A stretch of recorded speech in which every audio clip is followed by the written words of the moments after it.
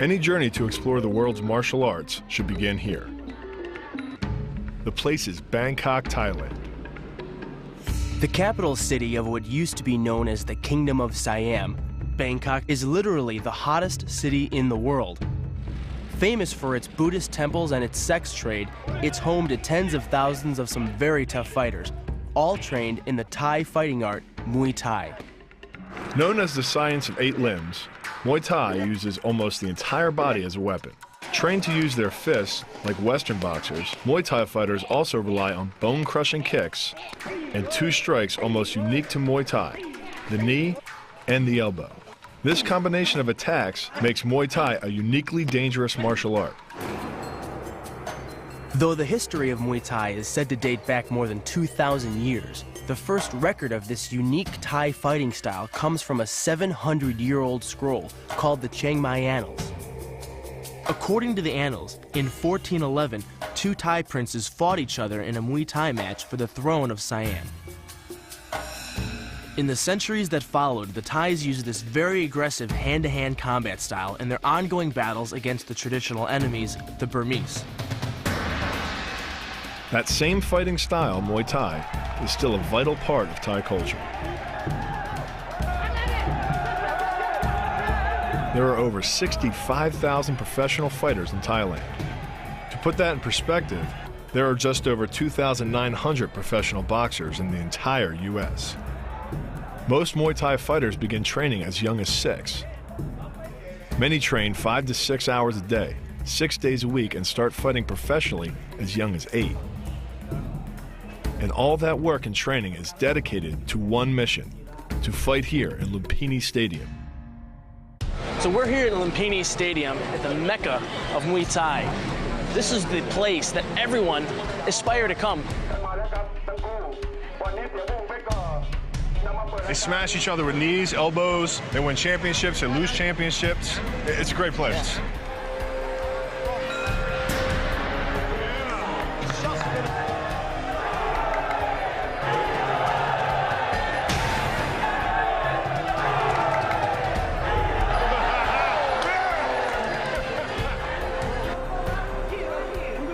This is like human cockfighting.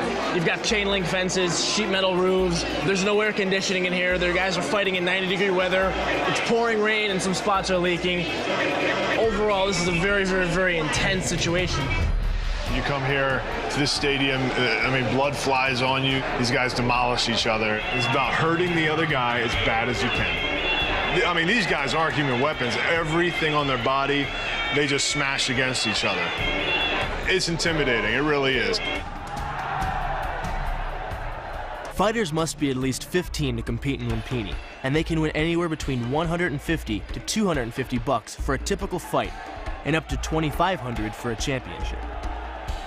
It may not seem like much money for the kind of punishment they take, but when you consider that $250 is about what a Thai factory worker makes in a month, it makes more sense. Though the fights are brutal, according to David Farrell, a foreign fighter training in Bangkok, we should have seen it back in the day. In the old style known as Muay Baran, fighters didn't wear gloves. Instead, they wrapped their hands in a twisted hemp cloth called Muay Kad Chuk. The wrapping protects the fist and leaves wicked cuts. Some fighters even dip their wrapped fist into water to harden the hemp fibers and cause even more damage. But David said the story of dipping their wraps in glass is probably a myth. This is how they actually used to fight? This is how they used to dress, how they used to fight. In the old days, there was no referee, and they would just fight to the finish. No breaks? Last man standing. There used to be a very high death rate in Muay Thai. With no rounds, no protective gear, and basically no rules, it wasn't surprising to learn that death was not uncommon in the old Muay Baran fights. But that all changed in 1929, when King Rama VII reintroduced the cleaned-up sport of Muay Thai. Even with the advent of modern equipment, like boxing rings, gloves, and mouth guards, the risk of injury is still very high in Muay Thai. As many as 20% of fights end in a knockout. Concussions, broken jaws, and cracked ribs are common.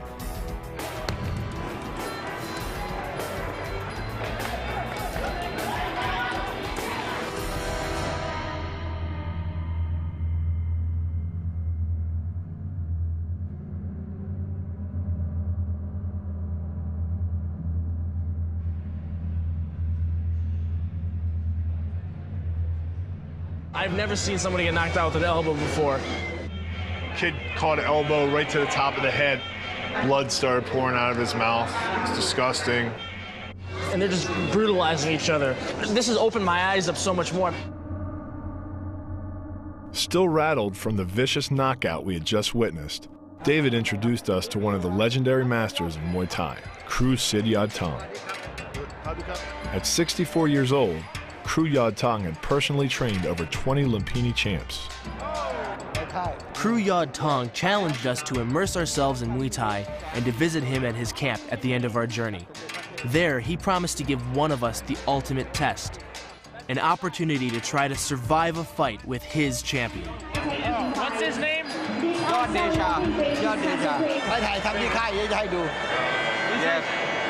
When you guys come to his camp, he will show you.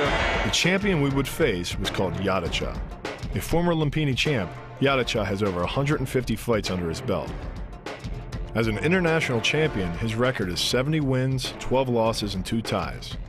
The guy is a serious human weapon.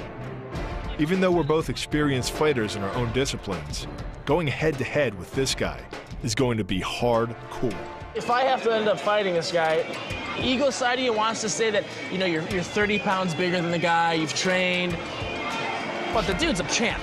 This guy's like crushed dudes who have trained to break his skull. So Young Tong's fighter's an animal. I don't care what he does. If he comes close to me, I'm gripping him up and I'm going to slam him on the mat.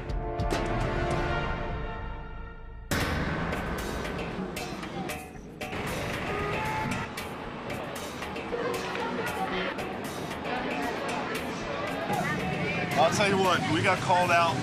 Kru Young Tong, he's got someone for us to fight. He's got the equivalent of us fighting Mike frickin' Tyson. Yeah. He's not just someone. This dude crushes skulls, hits people with elbows, throws knees. Jason, we are not ready for this guy. Yeah. We have to train, we have to start now, we have to get through Thailand, find out what Muay Thai is all about. We began at Fairtex Gym, where we met up again with David. Established in 1975, Fairtex has produced over 30 world champions and is famous for turning out some of the hardest kickers in the sport. If we were going to have a chance in the ring, we'd need to master a powerful kick and fast. The kick is a fundamental strike in Muay Thai. Like the jab in Western boxing, the kick is the long-range weapon of the sport and can be used in offense to take an opponent down or in defense to keep him at a distance. Unlike in other styles, Muay Thai fighters live and die by their ability to deliver punishing kicks to the opponent's legs. Here we are. A whole lot of butt kickery going on. Ready for some action? Right, I'm going to come and introduce you to one of the top trainers here, Sam Lancer. One of the top trainers to teach you how to kick hard here.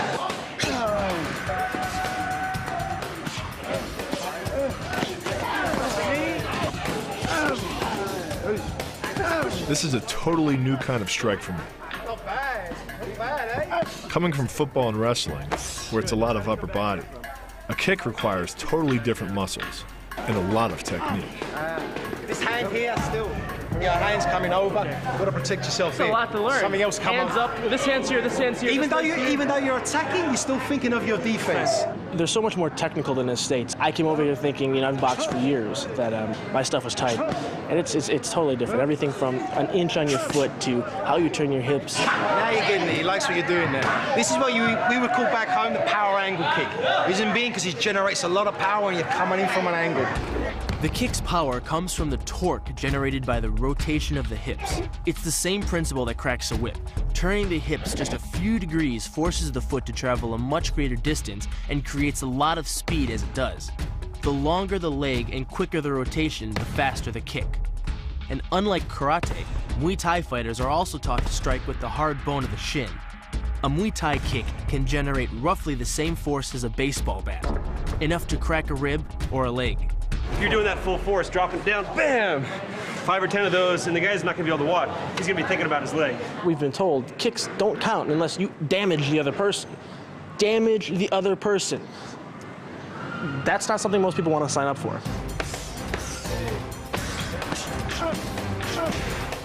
Okay, about 5,000 more of those, and you'll be doing pretty good. Okay. Better? Perfect. It'll need to be. Our journey to understand Muay Thai has just begun, but already it's clear that we have a long way to go. On our next stop, we'll train with an elite group of Thai soldiers as we prepare to take on Muay Thai master. For centuries, the Thai people have used Muay Thai to battle their enemies, which is why the Royal Military Academy at Nakhon Nayok still trains every cadet in the basics of this ancient martial art. But we've come to the academy for something special. Since 1960, Nakhon Nayok is the only military school in Thailand that teaches a unique version of Muay Thai called Ladrit. Created by Colonel Wisith Ladrit, Ladrit is taught only to a select group of soldiers and focuses on powerful, accurate strikes, deadly moves that can end a fight in a single blow. Yes, I'm Colonel Supachok. We came all this way to learn about fighting art of Muay Thai. Oh, Muay Thai. We want to know Ladrit. Well, can we see some of this? Can you show us a few moves? Okay. Yeah.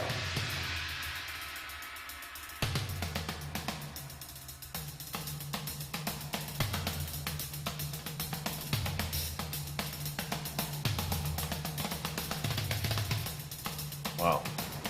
The point is three things: fast, accurate, and powerful. To show us what he meant, the colonel gave us a demonstration.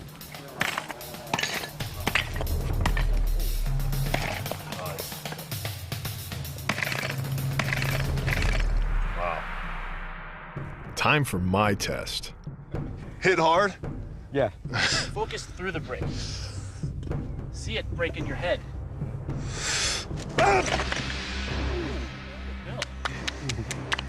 Not bad. Very I think I shattered that one. Crushing concrete, like knocking out an opponent, is all about area of impact. A typical brick can support about 675 pounds of static load. The human hand can generate just about that much force, but by concentrating it in a small area, the edge of the palm, it's enough to turn that brick into rubble. That same focus and accuracy are at the core of Ladrit, and are the same principles that underlie the most devastating strike in Muay Thai: the elbow. Colonel Supacho took us to the military gym for additional training. The elbow is good for when we closer. It's too far to punch, so you'd use yeah. elbows. Yeah. Can you show us how to use some of those elbows? Wonderful. Remember, I'm not a brick. Try to punch him. Okay. And and then You'll see it coming. Right, that was like close. here we go. How was that? That was the form, too. That Yeah. wasn't the point. That was pretty wicked. As Bill's brick can testify, human bones can resist 40 times more stress than concrete. And unlike most strikes that land with some combination of flesh and bone, the elbow is almost pure bone. Basically, it works like a point of a knife. All the force is magnified by being concentrated in a small, hard area. Even if the elbow doesn't deliver a knockout, it will almost always leave a nasty cut and often end a fight. Okay, that's good. You're up, Jason. Okay, that. It's okay? Mm-hmm. Okay. Whose elbow was better? Him or me? I think him. I'm the elbow champion. With the long-range power angle kick and the fight-stopping elbow strike, we've made a good start at building our Muay Thai arsenal. But there's still a lot to learn. To truly understand Muay Thai, it's time to go deep into Thai history, to explore how Muay Thai was used on the battlefields of ancient Siam. Now, we were headed back to Bangkok to catch a boat. In this case, the boat's a Thai long-tailed canoe.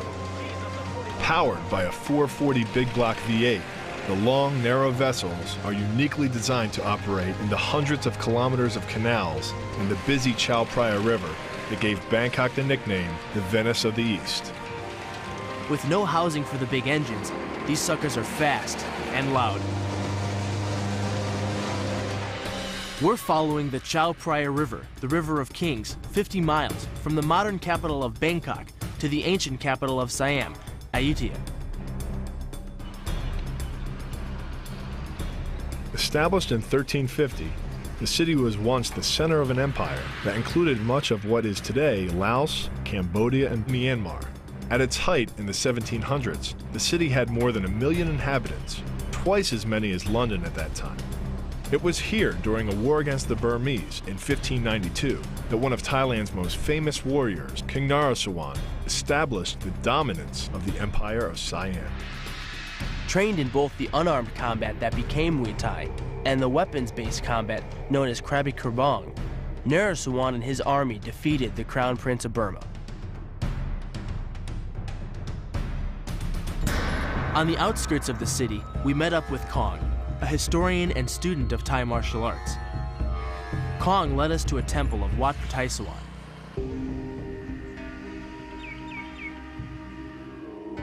But this is no ordinary Buddhist temple. It also served as a military school for Thai warriors, princes, and kings for hundreds of years.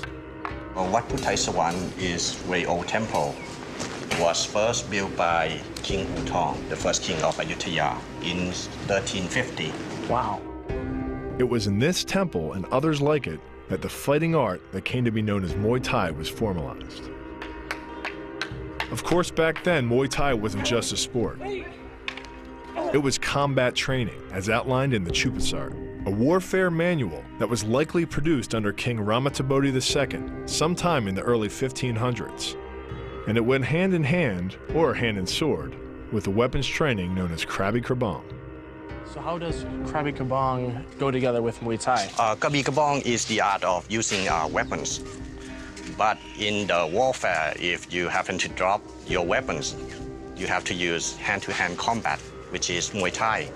The basic weapons in the Thai arsenal were the Krabi, or curved sword, often one in each hand, the plong, or staff, the nagao, a bladed staff designed to be used from elephant backs, and the mai sak, a pair of clubs that could be worn on the forearms.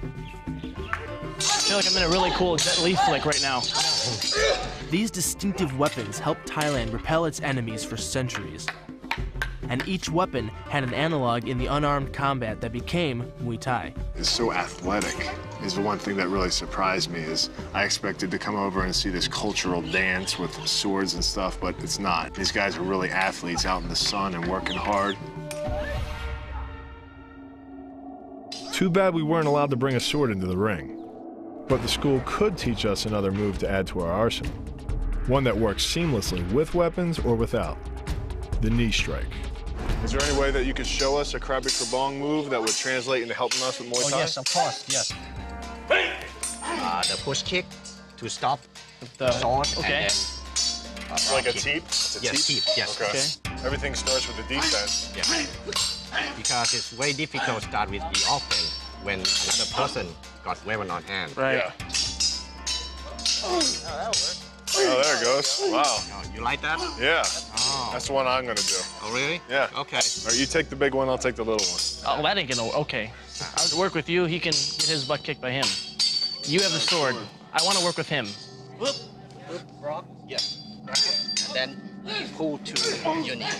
Everywhere I look, everywhere I go, they're a lot faster than me. And the move I learned really is going to help me because I need to get a hold of these guys. If they get too slippery on me and too snaky on me, I got to get a hold of them right behind the neck and lacing these in.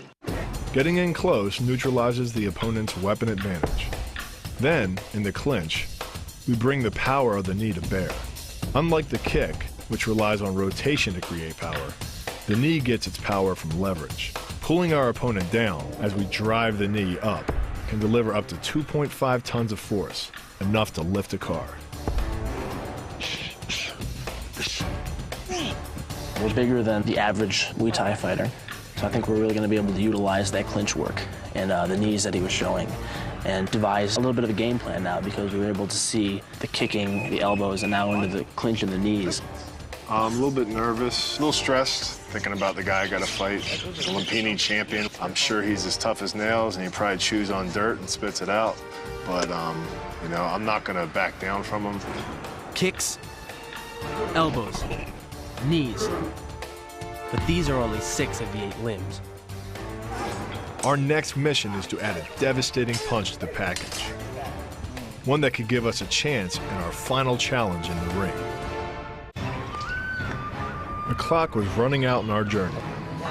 In just a few days, one of us would face a champion in the ring. And even though we were both experienced fighters, we could tell that we were a long way from ready, which is why we've traveled to Lopburi, also called the Monkey City, to learn a unique punch to round out our 8-limbed arsenal. Our destination is a 1,000-year-old temple in the center of town. At the temple, we met a local historian named Samsak Wanaklein, who explained Lopburi's connection to Muay Thai. Me and Jason have noticed there's a lot of monkeys here. Can you tell us why? Have you heard about Hanuman before? A little bit. Can you tell us more about Hanuman? Samsak told us that Hanuman is the Hindu monkey god believed to have founded the city of Lopburi. Hanuman also served as the inspiration for a local style of Muay Thai called Muay Thai Lopburi. Is that related to the monkeys here? Yeah, it means boxers in Lopburi can fight as fast as the monkeys. Their movements are very dangerous, the same as Hanuman. Can we learn some of those movements? Yeah. That would really help because we have a fight coming up and these monkeys seem to know what they're doing. Samsak introduced Bill and I to a local Muay Thai master, Kru Pradit Lekfong, who practices a derivative of the Hanuman style. This is the Hanuman style? Yeah, this Hanuman style, the uppercut. The only movements are related to Hanuman. Yeah. Okay. Yeah. The move is called Hanuman Tawai Wan, or Hanuman Presents the Ring. Based on a 2,000-year-old Hindu epic called the Ramayana, the move recreates Hanuman's giving of a magical ring to a goddess. It also looks like a good way to knock the crap out of somebody. To execute the move, a defender steps inside and delivers both fists into the underside of his opponent's chin. Look at that, I moved Downhill I went. I'll send you a postcard. That was a good one. That was a really good one. It's not the arms, but the legs that drive our fists. Like a piston, the explosive power of the legs is capable of generating hundreds of pounds of force, all to a very vulnerable area, the soft underside of the opponent's jaw. It's good defensive. You block, you get in, you pound them. It's time to put this into action. It's going to work for you, man. You're going to be really strong in the clinch, that's for sure. Leaving mythology behind, we headed to Saraburi, a gritty factory town in the middle of Thailand's Central Plains, famous for turning out relentless fighters.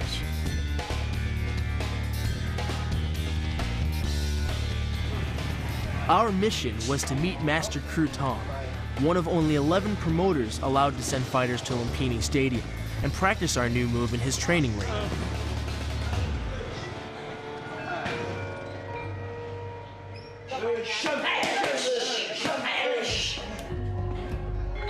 Rural camps like this one in Salisbury are actually where many of the Muay Thai fighters get their first start. We're lucky enough to be here with rural master Kin Tong, who's going to teach us how to take the Hanuman techniques and use them in the ring. As Master Kru Tong showed us around, we discovered that many of the young fighters he trains are poor kids from the surrounding countryside. For them, Muay Thai is the only way out of this hardcore poverty. But they don't just train at Kru Tong's camp. More than 15 of them live here too.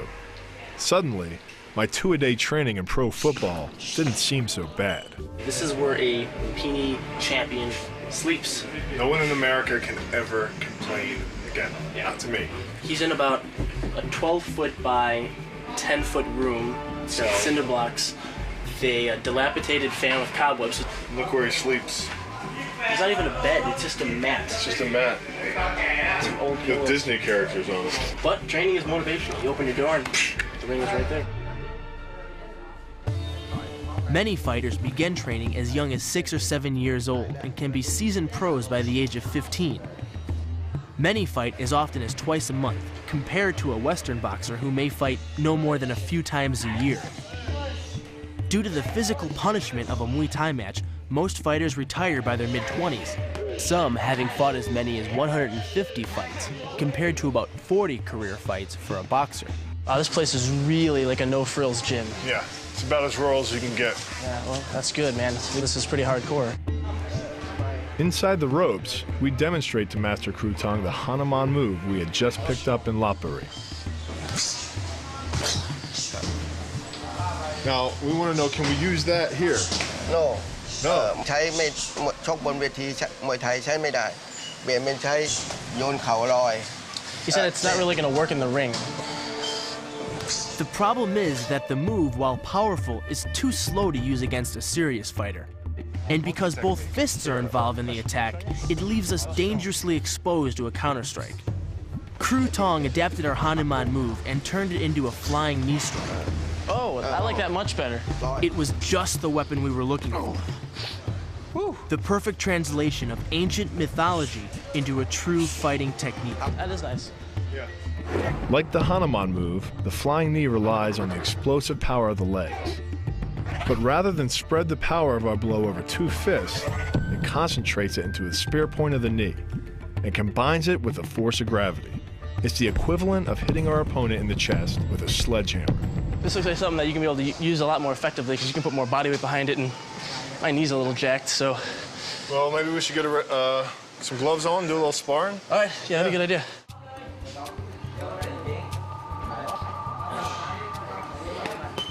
They're tough kids. They really want to fight. That's the thing I noticed right away. He got in the ring, he's half my size, and he smiled at me. This is a new kind of fighting for me. In football or wrestling, it's much more head-to-head. There's a lot more movement, a lot more bobbing and weaving. I laid one in, he laid one in, I laid one in, he laid one in. And then the only one I really felt was one of the back knees. He hit me with one of the back knees and he really laid it in. So I knew he was kind of saying, hey, you know, this is my ring, I'm here, and this is what I can do. I could tell that my big advantage would be in the clinch, where my size and wrestling skill would make a big difference.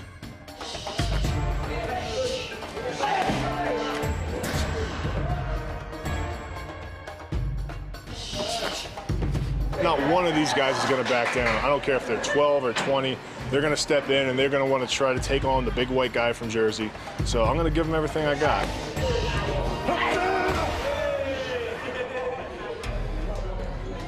Then it was my turn.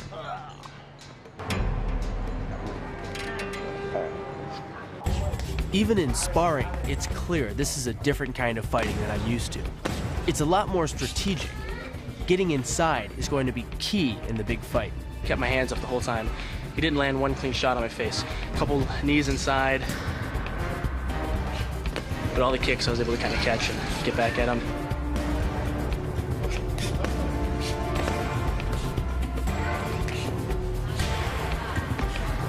So overall, I give myself a C+, but I need to bring it up to an A because the guy I'm possibly going to be fighting is bigger than him, better than him, faster than him too. And he's not going to be just tapping me. He's going to be trying to make those knees that connected with this part of my chest connect with the other part of my back.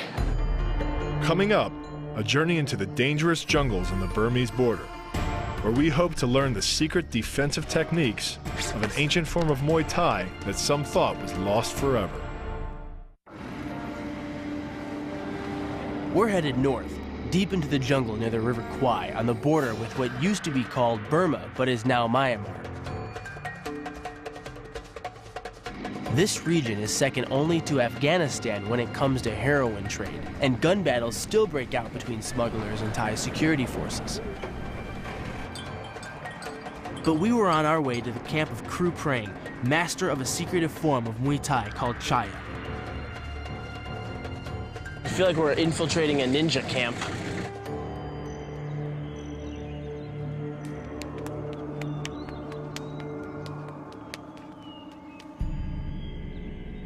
Thailand is 95% Buddhist, so we weren't surprised when Kru Prang welcomed us to his camp with a traditional Buddhist ceremony.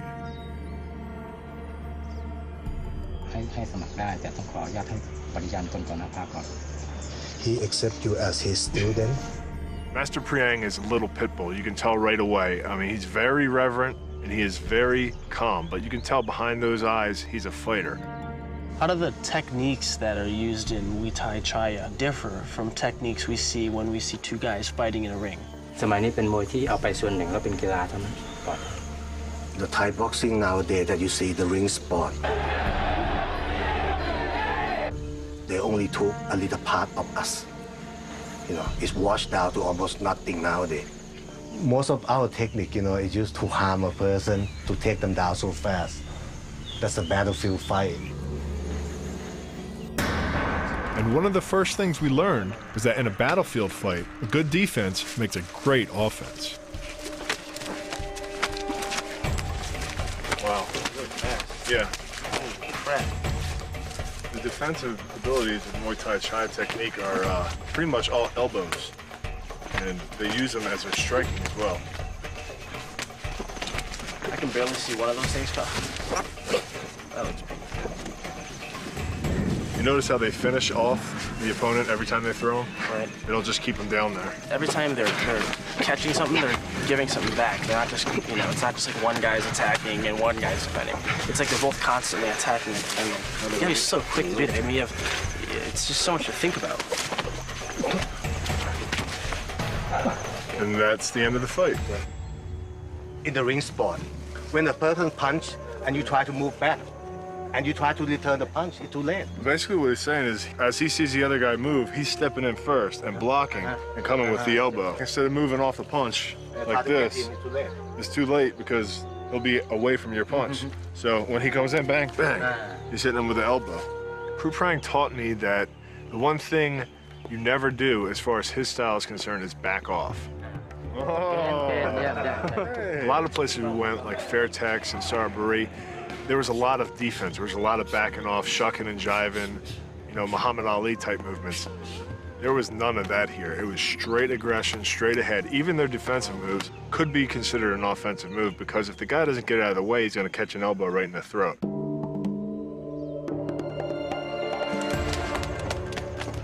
But normally, each strike we would block with elbow, the point out.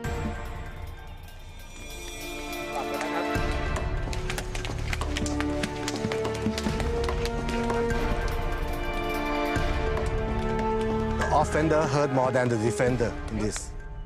That was really intense. I can't believe how fast those guys move. Yeah, they're a lot faster than me and a lot faster than you, unfortunately for us. When we step into the ring against a champion, I think we can take this, put it together with everything we've learned. But you're feeling a lot more confident than I am. Kru Prang told us the story of Nai Kanam Tom and how he used Muay Thai to change history. I will tell you about a small part of Thai history. 200 years ago, a farmer from Singburi get captured by the Burmese soldier. They took him to Burma and made a slave out of him.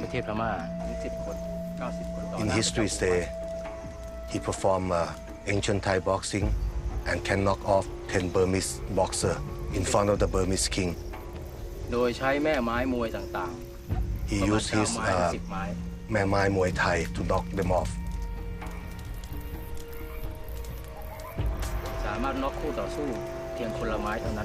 And he can knock each Burmese boxer by single strike. They call him Nai Kanom Tom, the Thai fighter. After winning his fights, Nai Kanam Tom was freed by the Burmese king. He returned to the Siamese capital of Ayutthaya and spent the rest of his life teaching Muay Thai. He became known as the father of Muay Thai and really created what is today Thailand's most famous sport. Inspired by the story, we arose at dawn and headed off to meet Kru Prang. Come down here and he's already up doing an hour of Tai Chi on the rock.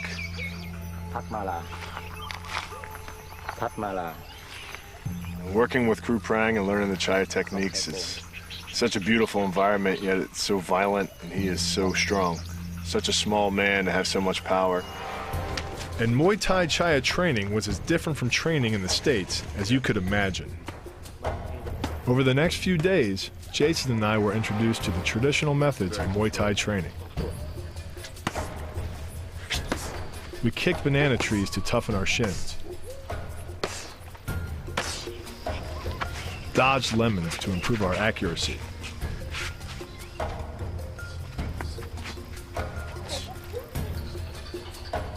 chopped leech-infested waters to avoid blinking, and practiced meditation to clear our minds.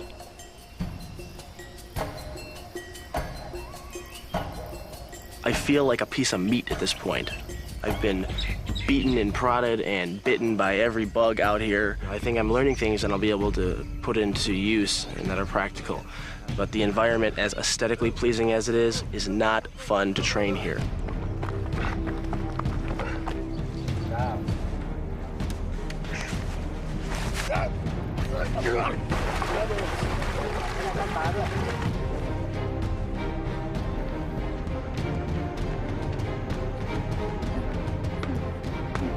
I feel like we've been kind of shopping at grocery stores. We've been kind of picking some of this fruit, some of this, some of that, some of that. And I feel like Master Prang is kind of the cook that's able to congeal everything together.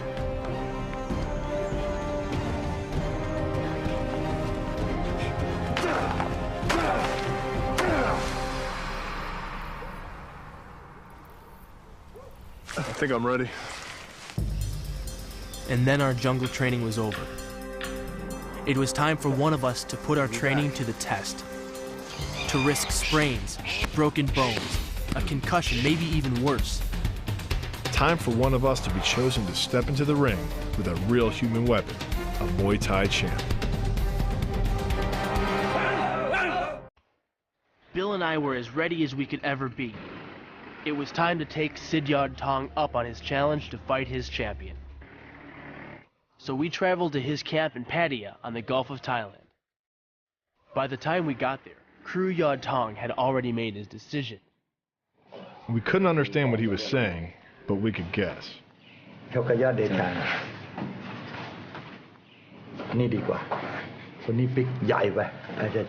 I'm twice as big as Yadacha, Kru Tong thought a fight against Jason would be a better match.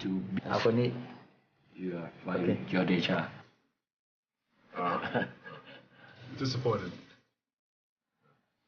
I came all the way to Thailand to fight, so he's got a bear in his corner, I'll come running. Whatever you need, brother. Yadacha was training right next door. Like most fighters, he had taken his trainer's surname Yad as his own. It's a way to show honor and loyalty to his camp. But he's brought honor in lots of other ways, too.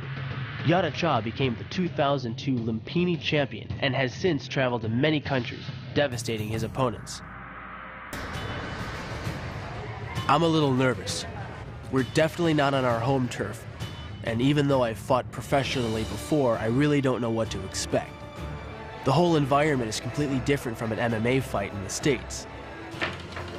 Ready, big man? And despite my hard training, as hard as he hits you, you hit him harder. I'm definitely no Muay Thai master. Just try to remember the defensive stuff we learned, man. Not like my opponent.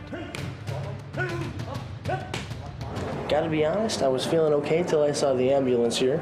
And it doesn't kill you, just ups your insurance premiums. Side angle, baby, side angle. Nice. Come on. Hit it. Nice. Peony champs, nothing, baby. Nothing, nothing, nothing. The fight would take place in a competition ring at the camp. A place for regional bouts, but also hosts world champs like Rob Kamen and Musashi. This is my insane butt going in to fight some bad-ass Thai guy. Kru Yod Tong provided us with a fighter's robe and a traditional mongkong, a headband that's been blessed by Buddhist monks and is supposed to protect its wearer from harm. We'll see if it works. Get in there and screw his ass up, brother. The fight began with a ritual called a Ramui. The movements represent a fighter honoring his camp or trainer.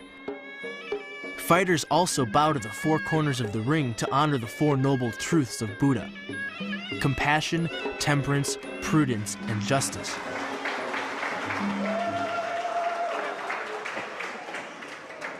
Then it was time. Bust him in the chops, man. Every chance you get, he starts throwing hard, you throw harder.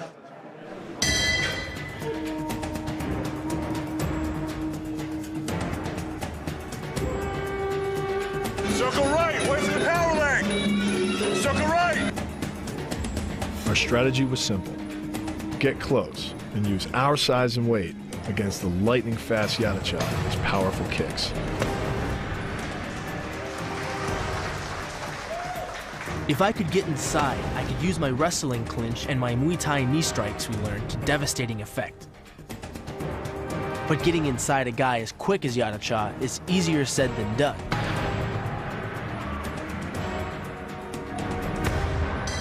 He's good, man. He's hard to get inside. I'm putting a real hard time finding range on him. I'm covering up most of his shots. He's not connecting, but He's not hitting with much. Clinch him up and use some wrestle. Show him a little wrestle. His missed knee strike was my chance to get inside. But with his speed, I couldn't hold him in the clinch. Take him down! Go ahead, Jason! I hoped my spin kick would catch him off balance. It didn't. Yadacha was just too fast. Every time I tried to get close, Yadacha pushed me back with a defensive kick called a T. Just unload with the right, okay? He's doing all this jumping and crazy bullshit. That's what they do. He's getting in. He's not connecting with anybody. He's getting in there tight. Those knees are annoying.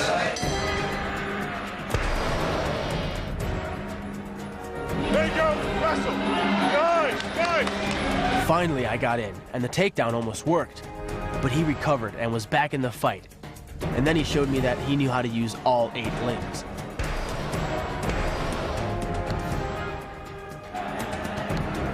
It's not an officially sanctioned fight, so the referee will decide the outcome. No surprise.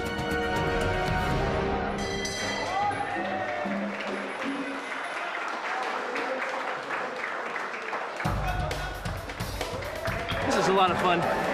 He's really skilled and fast. His shots are really precise. He kicked my butt pretty good. I don't think I'll be fighting him again.